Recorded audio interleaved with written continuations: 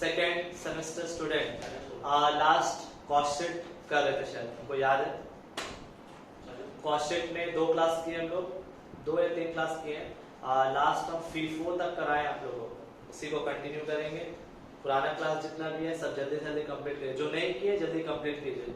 आज हम लोग 2 सम सिर्फ करेंगे। ये एक सम पे FIFO का कोई लॉजिक नहीं है, पिछला क्लास से कोई मतलब नहीं है, इसलिए से हम लोग सीखेंगे कौन कौन सा आइटम पुट कहाँ जाता है। इसके बाद वाले जो सम करेंगे वो बहुत इंपॉर्टेंट है, ठीक है। तो आज का क्लास में लोग सिर्फ 2 सम्स करना है और अच्छा से सीखना है। चलिए सुनिए, फॉर्मेट रेडी है और फॉर्मेट हम थोड़ा 2 पार्ट में बनाए क्योंकि आइटम बहुत ज्यादा था, तो यहाँ एक में बनाना बहुत पॉसिबल नहीं होता, छोटा छोटा होता तो आपको दिखता नहीं, इसलिए हम ऑफिस ओवरहेड तक यहाँ रखें और एक ओवरहेड को हम यहाँ रखें, मतलब यहाँ से यहाँ कंटिन्यू करेंगे। क्लियर? ध्यान रहे सम्स बड़ा है इसलिए फॉर्मेट हम 2 हिस्सा बनाए। From the following particular of Jackson and company prepare a cost sheet for the month of December. हम लोग कॉस्ट शीट बनाना है for the month of December. Stock on 1 December 17। Stock on 1 दिसंबर मतलब यहाँ पर जो स्टॉक का बात हो रहा है वो 1 दिसंबर का स्टार्टिंग मतलब ओपनिंग का बात हो रहा है। क्या बात हो रहा है? ओपनिंग। हम बताए थे ना कॉस्ट शीट में 2 चीज होता है, opening closing. Opening closing, opening add होता है, क्लोजिंग लेस होता है। तो यहाँ पर बता रहा है स्टॉक ऑन 1 दिसंबर मतलब ओपनिंग के बारे में बात कर रहा है। अब ओपनिंग में क्या क्या है सुनो। रॉ मटेरियल मतलब बोलने क्या मांग रहा है, opening stock of raw material. कहाँ लिखते हैं opening stock of raw material? इतना सम्स कर चुके लोग 3-4, सब तो आइडिया हो गया होगा कौन आइटम कहाँ जाता है। तो यहाँ दिया हुआ opening stock of raw material. Opening stock of raw material, opening stock of raw material 10,000। Next opening stock of work in progress. Work in progress मतलब WIP। अब थोड़ा सा ट्रिक आएगा क्वेश्चन में। नॉर्मली अब तुम लोग को वर्क इन प्रोग्रेस कहाँ बताया था? फैक्ट्री में। कहाँ पर आता है? फैक्ट्री ओवरहेड में। लेकिन यहाँ पर एक बगल में एक लाइन लिखा है वैल्यूड एट प्राइम कॉस्ट। एकदम सही से सुन लीजिए, वर्क इन प्रोग्रेस आता है फैक्ट्री ओवरहेड के अंदर, लेकिन कभी भी वर्क इन प्रोग्रेस का बगल में अगर लिख दे वैल्यूड एट प्राइम कॉस्ट तब उसको आप डायरेक्ट कॉस्ट में लिखोगे। कहाँ लिखोगे? डायरेक्ट कॉस्ट में। फिर से बता दे रहे हैं, कभी भी वर्क इन प्रोग्रेस कहाँ आता है? फैक्ट्री ओवरहेड के अंदर आता है। लेकिन अगर वर्क इन प्रोग्रेस के बगल में अगर लिखा है वैल्यूड एट प्राइम कॉस्ट तब आपको उसको कहाँ लिखेगा? डायरेक्ट कॉस्ट के अंदर। यहाँ पर लिखा हुआ है opening stock of work in progress, बगल में लिखा हुआ वैल्यूड एट प्राइम कॉस्ट। तो वैल्यूड एट प्राइम कॉस्ट लिखा हुआ है तो हम उसको कहाँ लिखेंगे? डायरेक्ट कॉस्ट के अंदर। तो हम यहाँ लिखेंगे ओपनिंग स्टॉक ऑफ WIP कितना दिया हुआ है? 8,000। Next opening stock of finish good. Opening stock of finish good, याद करो स्टॉक ऑफ फिनिश गुड कहाँ आता है? कहाँ आता है? ऑफिस के अंदर। ये रहा office. Opening stock of finished goods, value निकाल के दिया है आपको 6,000 रुपया। ओके नेक्स्ट, अब दिया हुआ है stock on 31 December. Stock on 31 दिसंबर मतलब महीना का एंडिंग का बात हो रहा, मतलब क्लोजिंग। सब सारा इंफॉर्मेशन क्लोजिंग दिया हुआ है। जो ओपनिंग दिया हुआ था लिख दिए, अब क्लोजिंग दिया हुआ। क्या दिया हुआ सुनोगे? Closing stock of raw material. कहाँ आएगा? Closing stock of raw material, material के अंदर आएगा। माइनस होता है, ओपनिंग प्लस होता है, क्लोजिंग माइनस होता है। Minus closing stock of raw material. Closing stock of raw material दिया हुआ है 3,000। माइनस होगा इसलिए ब्रैकेट में लिखा है। Next closing stock of WIP। WIP कहाँ आता है? फैक्ट्री के अंदर, लेकिन लिखा हुआ क्या बगल में? वैल्यूड एट प्राइम कॉस्ट, तो इसलिए कहाँ लिखेंगे? डायरेक्ट कॉस्ट के अंदर। क्लोजिंग स्टॉक ऑफ WIP 2,000 रुपया minus closing stock of WIP, closing stock of work in progress 2000, bracket मिलेगा क्योंकि माइनस होगा। Next, closing stock of finish good, closing stock of finish good, finish good कहाँ आता है? Office के अंदर, closing है तो माइनस होगा। Closing stock of finish good 1000, closing stock of finished goods, closing stock of finished goods 1000। Okay, next, purchase of raw material, purchase of raw material, raw material कहां word लिखा हुआ है? Raw material कहां आएगा? Material के अंदर आएगा। Purchase of raw material, purchase of raw material, purchase of raw material का वैल्यू दिया हुआ है 75,000, लिख दिया। नेक्स्ट, चार्जेबल एक्सपेंस, हम आपको बताया था कुछ आइटम जो डायरेक्ट नहीं आता है, चार्जेबल एक्सपेंस याद कीजिए, दूसरा सम में, पिछला क्लास का सम में, चार्जेबल एक्सपेंस कहां आता है? डायरेक्ट कॉस्ट के अंदर, chargeable expense,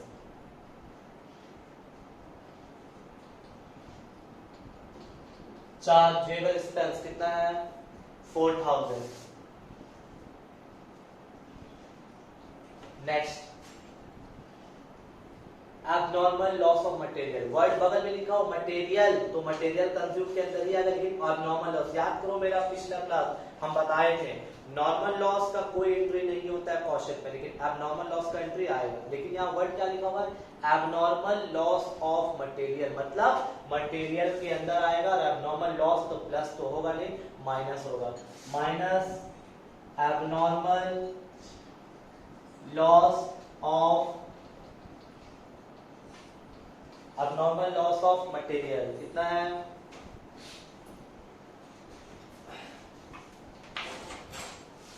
abnormal loss of material का वैल्यू है 5000। ओके, माइनस ब्रैकेट में क्यों लिखा? क्योंकि माइनस होगा। Next, insurance of raw material, insurance करवा रहे हैं, लेकिन किसका करा रहे हैं? Raw material. फिर वही बात, रॉ मटेरियल मतलब मटेरियल कंज्यूम के अंदर आएगा। Insurance of raw material, insurance of raw material, insurance of raw material figure है 7000 रुपया। Next,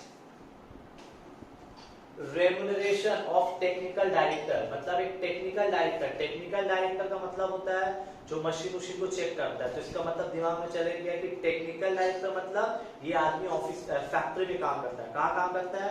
factory, technical work factory में होता है। और रेम्युनरेशन का मतलब होता है सैलरी, मतलब सैलरी किसको दे रहे हैं? एक फैक्ट्री का डायरेक्टर जो मशीन को चेक करता है, मतलब किससे रिलेटेड है?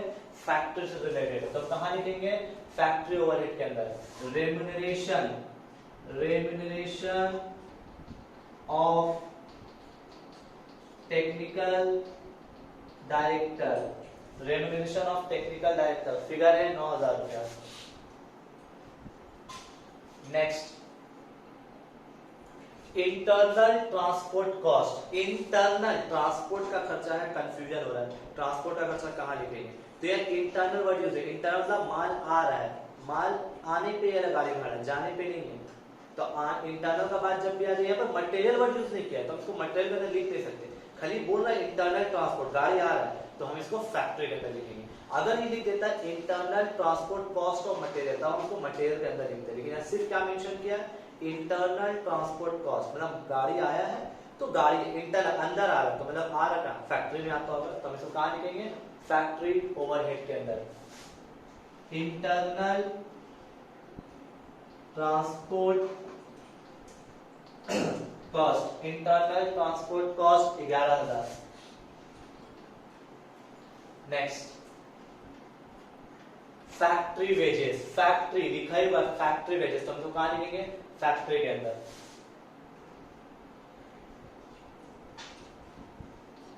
Factory wages 70,000।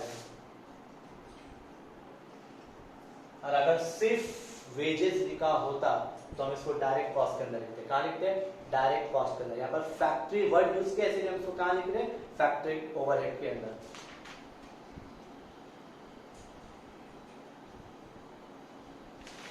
Next,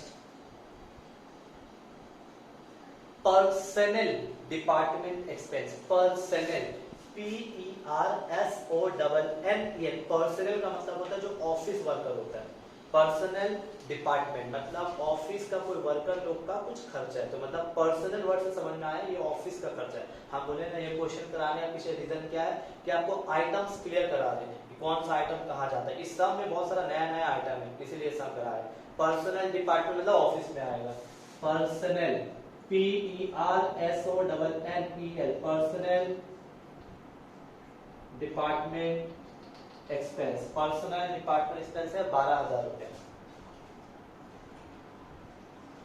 next, depreciation of staff car, मतलब स्टाफ लोग जो गाड़ी यूज करता है उसका डेप्रिसिएशन। तो स्टाफ लोग ऑफिस में काम करता है तो ये कहाँ का खर्चा है? ऑफिस। स्टाफ लोग जो गाड़ी यूज करता है उसका डेप्रिसिएशन, तो मतलब स्टाफ लोग कहाँ का आदमी है? ऑफिस का आदमी, तो कहाँ आएगा? ऑफिस ओवरहेड के अंदर। Depreciation of staff car 1500। Next, cost of free after sale service. After आती होता है ना भाई, माल बेचने के बाद ही सर्विस देता है फ्री में आके। तो मतलब बोलने का मतलब क्या है? बोलने का मतलब ये है कि ये सेलिंग से रिलेटेड है। सेलिंग से रिलेटेड है मतलब आप माल बेच चुके फिर बाद में उसको जाके सर्विस दे रहे हैं, तो ये मतलब सेलिंग से रिलेटेड। कहाँ लिखेंगे? Sale and distribution overhead. Cost of free sale service. Free sale service मतलब माल बेचने के बाद का खर्चा है, तो ये सेलिंग ओवरहेड आएगा 3500। Next, insurance of finished stock. Finished मतलब स्टॉक फिनिश। अब याद करो, फिनिश स्टॉक मतलब ये मत सोचो कि फिनिश स्टॉक में सर आप यहाँ लिखते हैं ऑफिस में, भाई वो ओपनिंग क्लोजिंग लिखते हैं। माल तैयार हो गया, माल तैयार करने वाला आदमी क्या करता है? उसको वेयर हाउस में रखता है, वेयर हाउस में रखता है ताकि उसको बेचेंगे। तो मतलब माल तैयार हो गया है, अब उसका इंश्योरेंस करवा दिया, तो ये जो है आपका सेलिंग का खर्चा आ गया, क्योंकि ये अब तैयार है बेचने के लिए, बस ये रेडी है, इसको इंश्योरेंस करा के रखा है। तो हम अभी जो इंश्योरेंस करवाएंगे किसका कराएं? फिनिश स्टॉक का। माल रेडी है उसका इंश्योरेंस करवा के रखा, मतलब वेयर हाउस में रखा है उसका इंश्योरेंस करवा दिया ताकि ये बर्बाद ना हो। ठीक है, तो ये किसके अंदर आएगा? Selling and distribution overhead. Insurance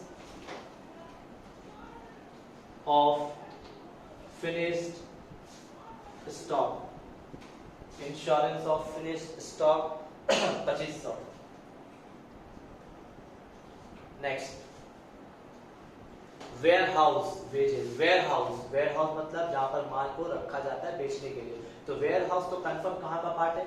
selling का पार्ट है। वेयर हाउस वेजेस मतलब वहां का लेबर लोग जो काम करता है, ये फैक्ट्री का लेबर नहीं है। वेयर हाउस मतलब जो गोडाउन का जो देखभाल करता है उन लोगों का लेबर का चार्ज होता है। Warehouse wages 4500। Warehouse wages 4500। Next, sale तो सबसे आखिरी में आता है, अभी इसको छोड़ दे रहे। Professional fees. प्रोफेशनल तो प्रोफेशनल लोग कौन होगा? Office worker. ऑफिस वर्कर तो प्रोफेशनल लोग ऑफिस वर्कर है, तो कहाँ जाएगा? ऑफिस में जाएगा। Professional fees. Professional fees 6500। Next, market research. Market research मतलब प्रमोशन का टाइप का काम हो। मार्केट अब रिसर्च कर रहे हैं ताकि आपका माल अच्छा से बिक्री हो सके, तो मार्केट रिसर्च जो होता है वो आपका सेलिंग और डिस्ट्रीब्यूशन का पार्ट है। Market research, market research expense 7,500 है। Next, power and fuel. Power and fuel, तेल पानी कहाँ लगेगा? फैक्ट्री में।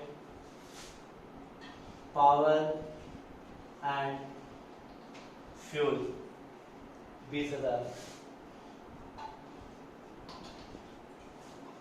Next work canteen and welfare. Work हम बताया था ना, वर्क मतलब फैक्ट्री, वर्क कैंटीन मतलब फैक्ट्री में कैंटीन है, कैंटीन में वर्कर लोग का खर्चा, फैक्ट्री में कैंटीन है वहां पर वर्कर लोग का कैंटीन का खर्चा, मतलब कहाँ का खर्चा है, वर्क का खर्चा मतलब फैक्ट्री का खर्चा है, तो फैक्ट्री ओवरहेड करने के लिए work canteen and welfare expense 13,000।